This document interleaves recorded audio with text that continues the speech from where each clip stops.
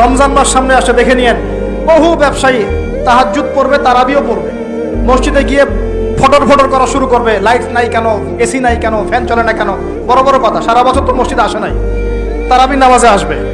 আবার দেখবেন অনেকে সারাদিন তো মসজিদ নাই, জুমার দিনে যায়, জুমার দিনে গিয়ে বলে ইমাম সাহেব ওটা করেন নাই কেন, এই মুয়াজ্জিন সাহেব এটা করেন নাই কেন।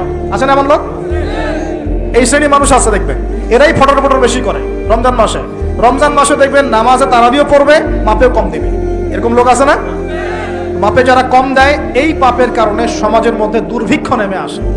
আমাদের অর্থনৈতিক অবস্থা এমন জায়গায় দাঁড়িয়ে আছে না, দুর্ভিক্ষ যদি চলে আসে অবাক হওয়ার কিছু নাই। দুর্ভিক্ষ চলে আসলে আপনার অবাক হতে পারেন, আমি অবাক হব না। এমন একটা জায়গায় দাঁড়িয়ে আছে, এমন একটা জায়গায় দাঁড়িয়ে। এবং রমজান, এই রমজান মাসে এমনি তো দ্রব্যের দাম বেড়ে যায়, এবার যার কি হবে আল্লাহ ভালো জানে। আমার মনে হয়, আমার ভয় হয়, একদম নিম্নবিত্ত মানুষ যারা এবার রোজা রেখে ইফতার যখন করবে তখন হাত তুলে আল্লাহর কাছে বদদোয়া করা শুরু করবে। এটা আমার ভয় হয়। এবার অপেক্ষা করেন, দেখতে থাকেন সামনে।